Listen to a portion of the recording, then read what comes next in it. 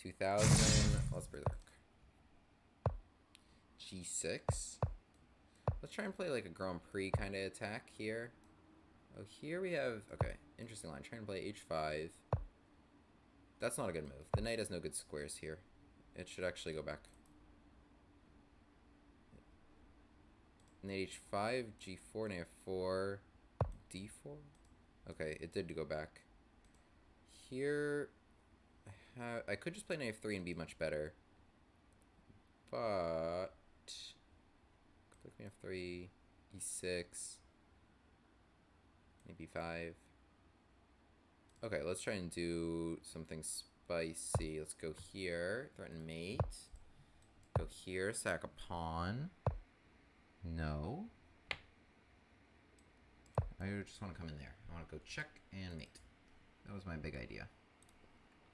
Seems like a lot of light square pawns for just one dark square bishop to cover all the holes. In fact, you might have to go back. After which, I have lots of good resources. Maybe H5? We do have this pawn on H4 just hanging out. Could just go C3 to try and patch this whole thing. Austin Villa, greetings from Argentina. I can tell that you're Argentinian based off of that username. Welcome. F5, do we en passant? I think we can go here.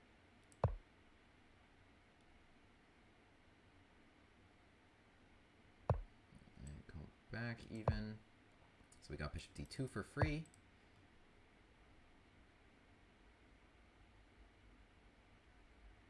Okay, let's go H5. Try to cause some issues. Alright, I'm even willing to take this. Trade. I'm not sure this was best, but we are certainly causing some issues. Maybe Queen H3 was interesting there, actually. And just Queen H7. Regardless, my opponent's development is very poor. Mine should be good after castles. Rook should come here. Looks good. Rook H7. Can they kind of set up a castle weirdly? Maybe. We'll still have this guy on the board. Rook H7. Queen G8 maybe take. Oh no, just Queen H4 should be a strong move. H4. Hit the knight. Oh, this is hanging. It shouldn't matter. I have takes. Check. I just need to get out of, is this gonna work? This is a little testy. King G8, bishop H6. This is more testy than I need it to be.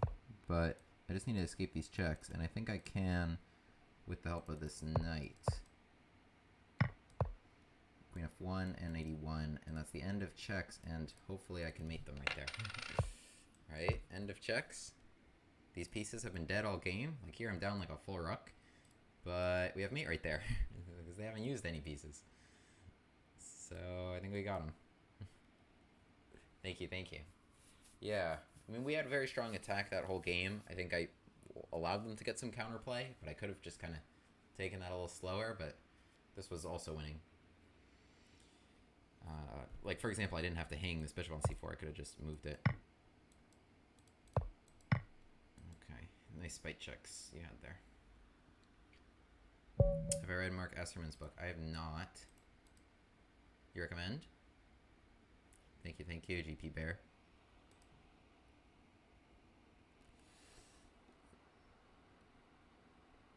$22.40. It is. Sorry, we use Meridian time. It is 8:43 here. 2 hours behind you.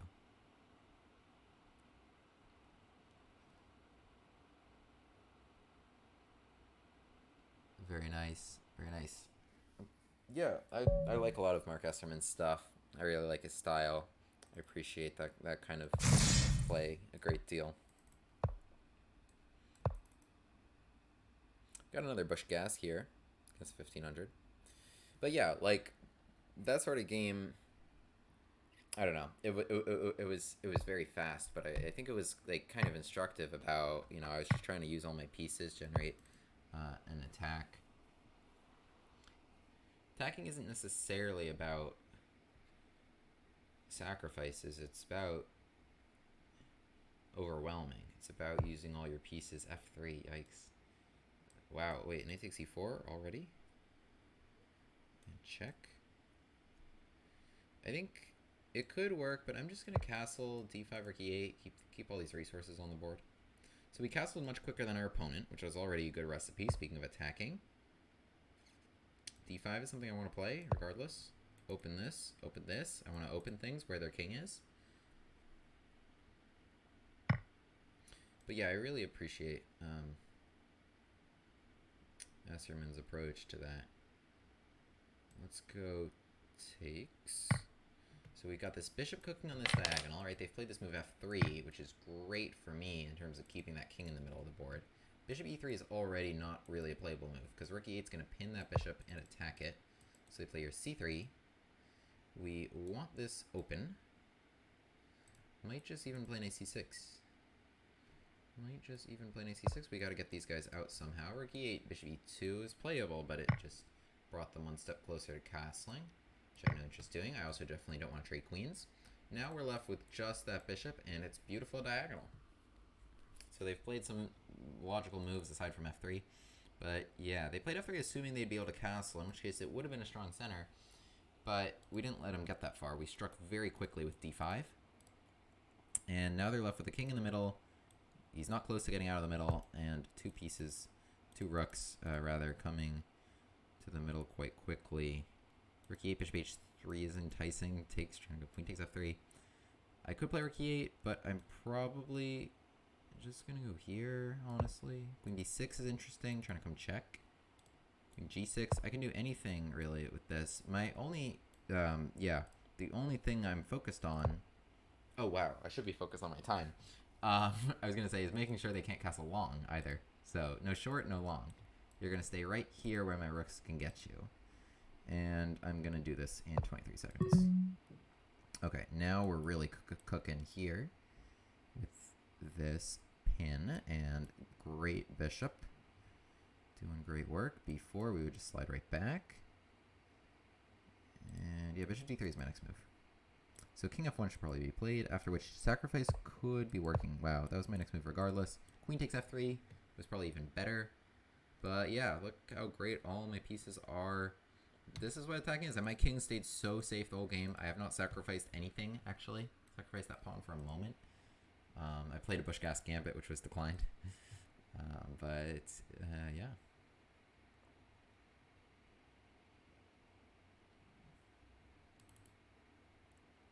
Sure to be a 3,000 Elos play. Wish I could relate to the 3,000 Elos. Yeah, dream position here, certainly. Pieces are doing the Lord's work. We are majorly in business here. Take queen f3 coming. Or that rook can get you that way. Pick your poison. That's the only move. Or bishop d6. Yeah. Very, very nice. Yeah, so got him here, right? So they played this move f3 to try and protect. But f3 had that long-term issue of the bishop controlling here. So we just got to like a normal position where it's like, if the pawn were here, then maybe you could have made it. But, you know, that's not the case, and it really changes everything. Rooks will just come to the middle, king stays there, and brutal pins. It just sucks to have the king in the middle. F3 was really what did him in that game. And we just struck quick, didn't give them the time to get out of there. Kept our king safe, went after their king. That's how we like to do it. William Grave, the Gambit man, takes his seat at the board. e4, e5, knight f3, bishop c5. The Busch-Gass Gambit on the board. On with the Gambit classes.